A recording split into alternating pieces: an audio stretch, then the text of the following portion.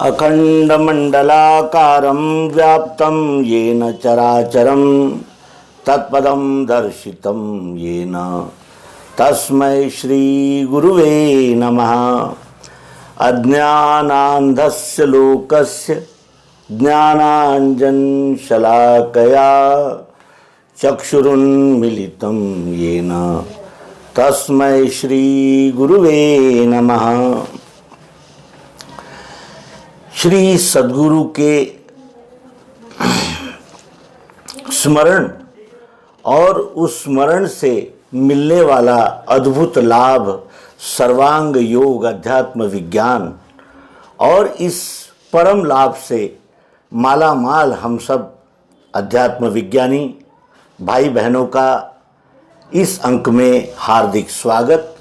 और इस अंक के माध्यम से हम कुछ बातों का चिंतन करने वाले हैं, सोचने वाले हैं। क्योंकि यदि हमें ये सोचने का कार्य नहीं करना होता तो हम पशु तो है ही, लेकिन हम पशु से उठकर नर बनने की दिशा में क्रमशः अग्रसर होंगे। और तभी हमने अपनी माता के गर्भ में 9 महीने का जो वनवास भोगा है, या ये सारे जीवन भर जो हम संघर्ष और अनेक प्रकार के कार्यकलाप करते रहते हैं, इसका बिना चुकारा नहीं हो सकता। इसीलिए हमें पशु से नर की श्रेणी में जाने के लिए प्रयास करने होते हैं और उसके लिए कुछ अप्रिय बातों का चिंतन भी आवश्यक हो जाता है। और सामान्यतः हम उपासना को ही समग्र धर्म समझते हैं और इसी वजह से ये विश्व मानवता आज खंडित विखंडित, परस्पर कलहग्रस्त और अशांत, असमाधानी, अतृप्त और विभिन्न इंद्रियों, मन के, बुद्धि के तरंगों में समाधान खोजने में व्यस्त हो गई है। सर्वप्रथम तो इसे यही पता नहीं है कि इस पृथ्वी पर रहने वाले अनेक जीवों में का मैं भी एक घटक हूँ और मैं जब मनुष्य हूँ तो मनुष्यता की तरह व्यवहार करूँ, बर्ताव करूँ। लेकिन हम धर्म कृत्य कर रहे हैं, बड़े हम धार्मिक हैं, ये सोचकर पूजा पाठ, जप जाप्य, कीर्तन प्रवचन, अनेक प्रकार के व्रत, यज्ञ, याग, तीर्थ यात्रा, इतने को ही हम धार्मिक होना, आध्यात्मिक होना मानने लगते हैं। लेकिन ये सब उपासना के विविध प्रकार है और ये उपासना धर्म का एक विभाग है, संपूर्ण धर्म नहीं है। क्योंकि उपासना जो होती है वो अनेक प्रकार से हो सकती है। अनेक व्यक्ति अनेक रीति से अनेक स्थानों पर जाकर अनेक प्रकार की प्रार्थना उपासना कर सकता है। लेकिन सबका धर्म जो है वो, और संप्रदाय जिसे हम रिलीजन कहते हैं, पूजा पद्धति, उपासना पद्धति, इनको जो हम एक ही मान लेते हैं, यही इस मानवता को गच्चा मिलता है, मानवता विक्षिप्त होना शुरू हो जाती है। यहीं से कि धर्म का अर्थ हम रिलीजन करते हैं, वास्तविक में धर्म का अर्थ ड्यूटी होता है, कर्तव्य। और यहाँ उपस्थित हर जीव का एक विशेष कर्तव्य है और उस कर्तव्य से च्युत होना, उस कर्तव्य को टाल देना या उस कर्तव्य को न करना, यही वर्ण संकर है। और वर्ण संकर यही हमारे जीव की अधोगति है।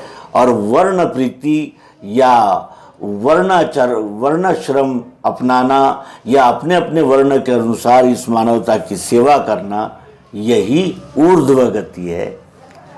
और इस बात को समझने के लिए हमें कुछ चिंतन करना होगा। हमारे नित्य व्यवहार में कुछ शब्द आते हैं और वो शब्द ऐसे हैं कि धर्म क्या है। तो इस धर्म का जो उपयोग है वो कहाँ कहाँ हुआ है, ये देखें।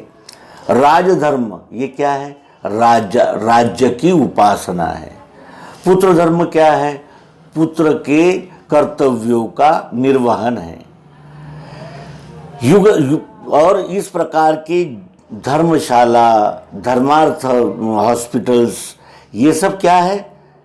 धर्म काटा। ऐसा काटा इस शब्द के आगे धर्म क्यों लिखा गया? धर्म काटा का मतलब होता है जिस पर उस वस्तु का खरा नाप होगा, वो तराजू यानी धर्म काटा।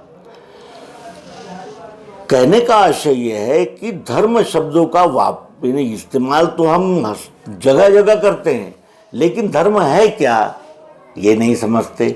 और श्री कृष्ण जी भी सर्वधर्मान परित्यज्य मामेकम शरणम व्रज, ये सारे धर्म छोड़कर तू मेरे शरण में आ, ऐसा जो कहते हैं, तो क्या इतने प्रकार के धर्म हो सकते हैं? और ये सब धर्म नहीं है तो क्या है? पुत्र धर्म है, राज धर्म है, मित्र धर्म है, पड़ोसी का धर्म है, तो ये धर्म है क्या? और इधर हम धर्म का उपयोग रिलीजन इस रिश्ते से करने लगते हैं, इस दृष्टि से करने लगते हैं। रिलीजन का मतलब जब उपासना है तो धर्म का अर्थ कुछ और होना चाहिए, और वो जो अर्थ है उसको ढूंढने के लिए ही इस अंक का हम प्रयोजन हमने किया है। श्रीमद् भगवद गीता में दूसरे अध्याय में अर्जुन अपनी मनस्थिति का जो वर्णन करता है वो क्या कहता है? धर्म सम्मूढ़ चेता, अर्थात धर्म के विषय में मेरा मन जो है वो डगमग हो रहा है, अस्थिर है। धर्म सम्मूढ़ चेता, इस चल विचल को किसी उपासना के विषय में आधार नहीं है। चौथे अध्याय में भगवान श्री कृष्ण अपने 2 श्लोक जो आए हुए हैं चौथे अध्याय में, उसमें क्या कहते हैं?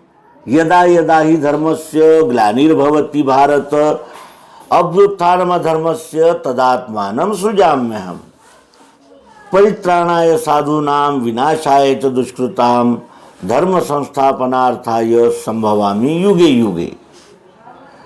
जब जब धर्म को ग्लानि होगी, जब जब धर्म को ग्लानि आएगी, और तब तब मैं सज्जनों के रक्षण के लिए और दुष्टों का निर्दालन करने के लिए, अर्थात धर्म की व्यवस्थित स्थापना करने के लिए मैं युगों युगों में जन्म लेता रहता हूँ। तो धर्म अर्थात उपासना यदि होगी तो भगवान श्री कृष्ण जी ने कौन सी उपासना के लिए संस्थापन किया था? ये प्रश्न स्वाभाविकता से ही हमारे सामने उपस्थित हो जाता है। 14वें अध्याय में 27वें श्लोक में श्री कृष्ण कहते हैं कि ब्रह्मणो ही प्रतिष्ठा हममृत स्यात्वयस्य, इसका शाश्वत और धर्म का सुखात्म एकात्मता होना चाहिए। अमर अव्यय ऐसे ब्रह्म की, और शाश्वत शब्दों का अर्थ होता है जहाँ प्रतिष्ठित होता है, अर्थात धर्म की प्रतिष्ठा क्या है? किस बात की प्रतिष्ठा करने के लिए धर्म का प्रयोजन होता है? उपासना शाश्वत नहीं होती।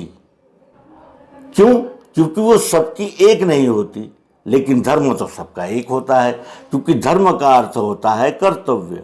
और जब ये अनेक प्रकार के जो पुत्र, मित्र, पत्नी, ये जो सारे उपाधियां हैं, इन सभी उपाधियों को यदि एकत्र किया जाए तो विश्व ही बनता है।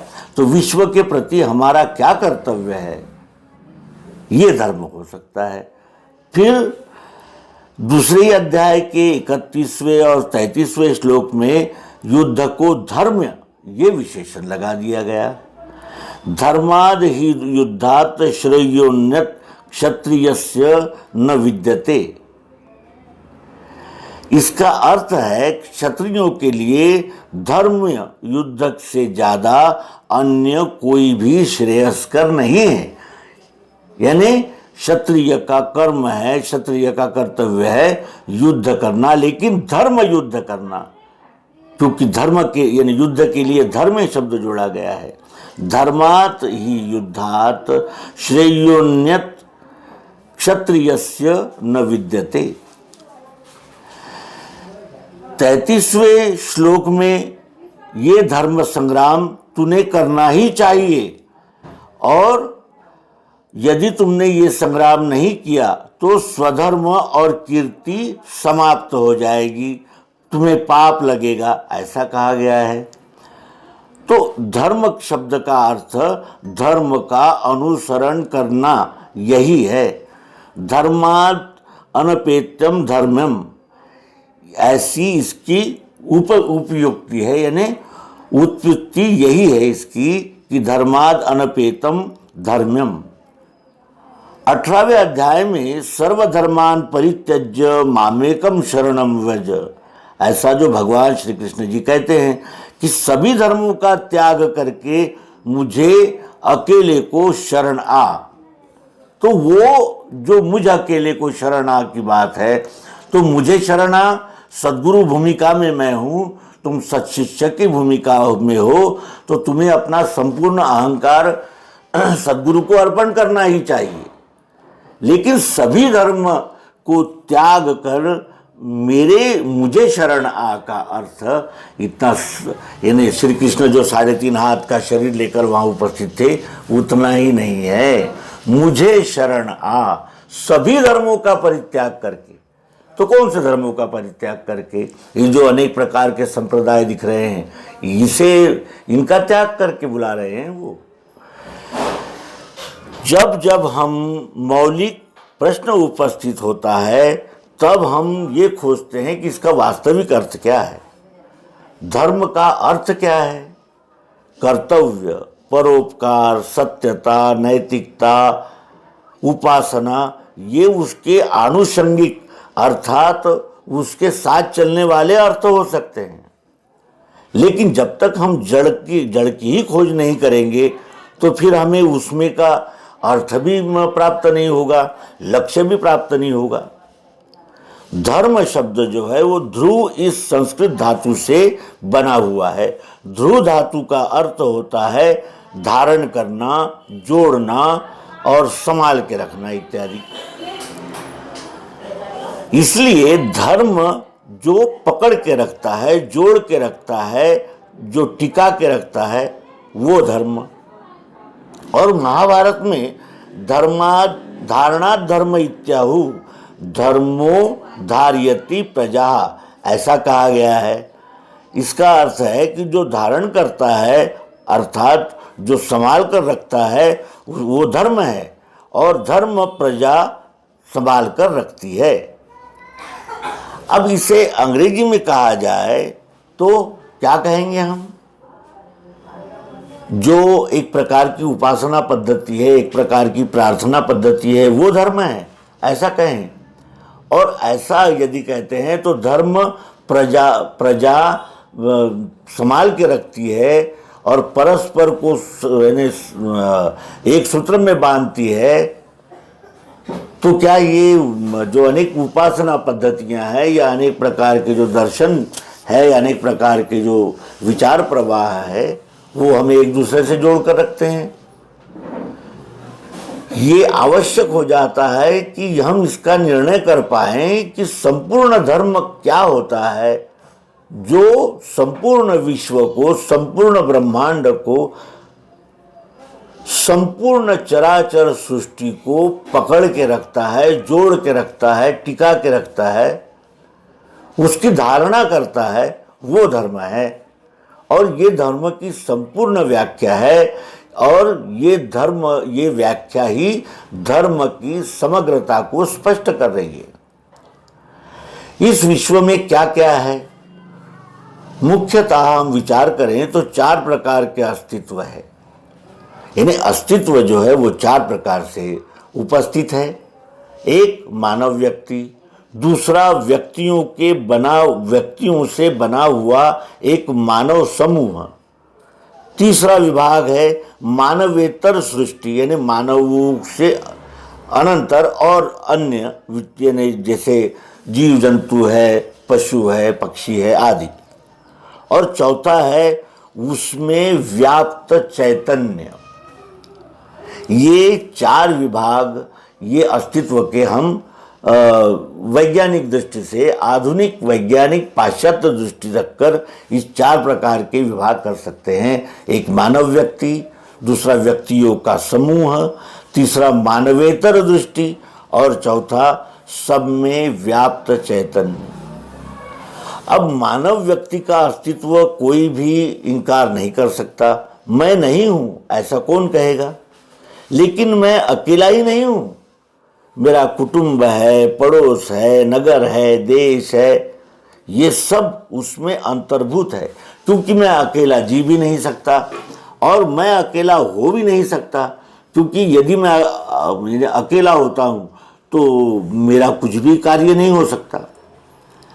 इस प्रकार ये सभी मिलकर दुनिया बनती है, ये जग बनता है, ये विश्व बनता है और इस स्थान पर मेरे जैसे ही जीवमान प्राणी रहते हैं, मुझ जैसे ही उन्हें इंद्रियां हैं, अर्थात मानवों का एक समाज होता है। और व्यक्ति का व्यष्टि, ये शास्त्रीय नाम अगर यानी हम स्वीकारते हैं तो समाज को हम समष्टि कह सकते हैं।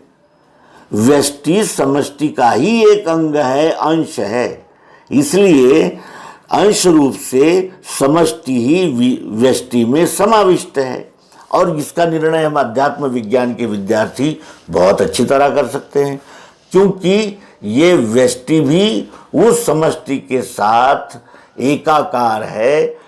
समष्टि और व्यष्टि में एक ही तत्व है और इस प्रकार व्यष्टि और समष्टि की एकात्मता हो जाती है। और इस प्रकार जब व्यष्टि से समष्टि में और समष्टि ही जब व्यष्टि और समष्टि का भेद छोड़कर जब समक्ष और व्यवहार में आने लगती है तो तब वो धर्म होता है। स्वयं के लिए कितना भी बड़ा घर बनाए तो वो धर्म नहीं होता। दूसरे के निवास की जब व्यवस्था करते हैं तब वो धर्मशाला हो जाती है। धर्मशाला में किसी भी प्रकार का पूजा पाठ नहीं होता, लेकिन वो धर्मशाला होती है। हमने स्वयं के लिए कितना भी औषधियों का खजाना जमा किया तो भी वो धर्म नहीं कहलाता। जब हम दूसरे और सबके आरोग्य के लिए ऐसी व्यवस्था करते हैं तब वो धर्मार्थ दवाखाना हो जाता है। उस कार्य के साथ धर्म का शब्द जुड़ जाता है। इसका अर्थ यह है कि स्वयं सहित सबको जोड़ने का अर्थ ही, अर्थात व्यापक बनना ही धर्म है।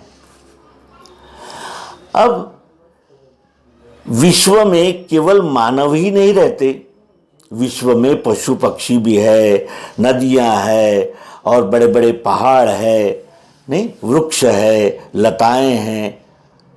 इनसे भी मानव ने स्वयं को जोड़ना चाहिए, क्योंकि अन्न ही इसका निर्माण होने का जो मुख्य है और जिससे इसकी जीविकोपार्जन, इसका आहार जो है वो इन्हीं से निर्मित होता है।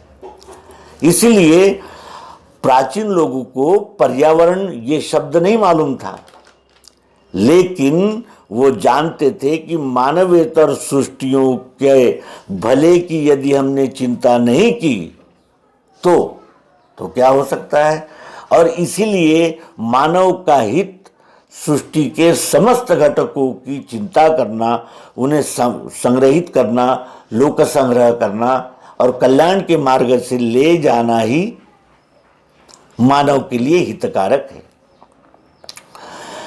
सर्वसामान्य लोग पर्यावरण का वैज्ञानिक महत्व बताना उन सामान्य लोगों को इतना आसान नहीं होता, क्योंकि प्राचीन लोगों ने मानवेतर सृष्टि को पवित्रता के साथ जोड़ दिया और पर्यावरण का रक्षण करने में इस मानव समाज को प्रेरणा दी, चालना दी।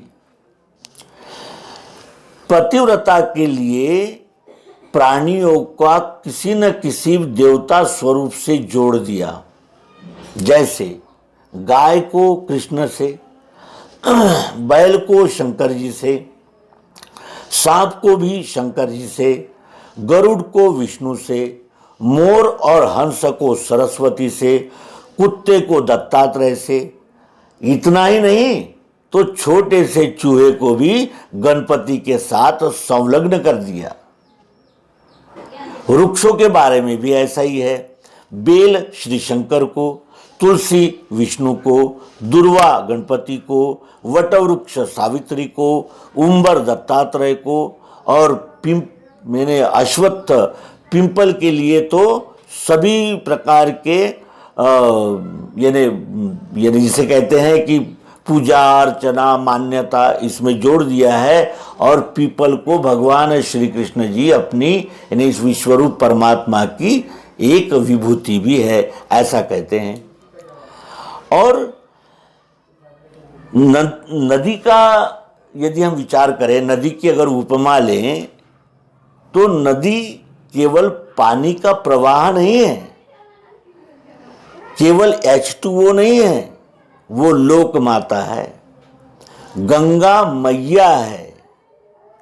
हर छोटी बड़ी नदी उस गांव के लिए गंगा ही होती है और उसकी शुचिता के यानी उसकी शुचिता को, पवित्रता को संभालने के लिए फिर तीर्थ यात्राओं का आयोजन है। कुंभ मेला का क्या प्रयोजन है कि वहाँ वो सब मानव समूह जो है वो समष्टि एकत्रित हो और पवित्रता की ओर, सार्थक की ओर, कल्याण की ओर धीरे धीरे क्रमशः आगे बढ़े। इसीलिए तो। और हिमालय को तो महाकवि कालिदास ने देवतात्मा ऐसा कहा है। इस चराचर सृष्टि के साथ उसके कल्याण के लिए स्वतः सहित सबको जोड़ लेना ही धर्म हो सकता है। रिलीजन अर्थात उपासना पद्धति धर्म नहीं हो सकती। अब ये देखें कि उपासना की आवश्यकता ही क्यों है? क्योंकि ये जो अस्तित्व है ये चैतन्य है। इसे हम ईश्वर, अक्षर, ईश्वर, आत्मा ये कहते हैं। अब इन्हीं अनेक अंशों का यानी सभी ओर फैले हुए चैतन्य का एकत्रीकरण हम परमात्मा कहते हैं, जिसे हम परमेष्टि कहेंगे। तो व्यष्टि से समष्टि और समष्टि से पारमेष्टि की ओर इस जीव का प्रवास ही विकास कहा जा सकता है। अब उसे कुछ लोग गॉड कहते हैं, कुछ अल्लाह कहते हैं, नाम कुछ भी रख दिया जाए, लेकिन वो चैतन्य के लिए ही हमारा संबोधन होता है। और वो चैतन्य कहाँ नहीं है? व्यष्टि में है, समष्टि में है। और ये इस जोड़ लेने को ही हम धर्म कहेंगे। और जिसमें जो रिलीजन है, मजहब है, पंथ है, संप्रदाय है, इसका भी धर्म ये एक विभाग है। परोपकार ये भी धर्म का एक संप्रदाय का एक विभाग रहने से वो भी धर्म में ही समाविष्ट होता है। अंग्रेज लोगों ने और इस विश्व के बहुतांश सभी भाषाओं में धर्म के लिए सम्यक और पर्यायवाची शब्द ही उपलब्ध नहीं है। ये कितना बड़ा दुर्भाग्य कहा जाना चाहिए। रिलीजन का अर्थ धर्म है, ये ऐसा अगर हम अनुवाद करते हैं तो वो अपूर्ण है, पूर्ण नहीं हो सकता। धर्मशाला क्या रिलीजियस स्कूल है? धर्मार्थ दवाखाना हॉस्पिटल फॉर रिलीजन है। राजधर्म राजा का रिलीजन नहीं होता और पुत्र धर्म पुत्रों का भी कोई रिलीजन नहीं होता। इसका अर्थ यह है कि धर्म का अनुवाद करने के लिए जब हम यानी सोचने लगते हैं, चिंतन करने लगते हैं, तो रिलीजन से धर्म जो है वो बहुत व्यापक संकल्पना है। और संक्षेप में कहा जाए तो धर्म ये वैश्विक समन्वय का सूत्र है, जो हम अध्यात्म विज्ञानी जानते हैं केवल मानते नहीं हैं, हम ये जानते हैं कि धर्म ये वैश्विक समन्वय का एक सूत्र है और व्यक्ति और समाज इनका समन्वय, मानव समाज और सृष्टि इनका समन्वय और अंततः परमेष्टि से समन्वय, इसी का नाम हम संपूर्ण धर्म है, ऐसा कह सकते हैं। 2/3 धर्म जो है वो अहिक से जुड़ा हुआ है। अहिक का अर्थ होता है यहाँ के लिए, अर्थात दुनियादारी के लिए, और बाकी जो है वो परमार्थ से जुड़ा हुआ है। महाभारत की जब व्याख्या की गई है, महाभारत में जो कहा गया है कि धर्मो धार्यते प्रजा, अब इस वाक्यांश में धर्म का अहिक से संबंध बताया जा रहा है कि धर्म जो है वो प्रजा का धारण करता है।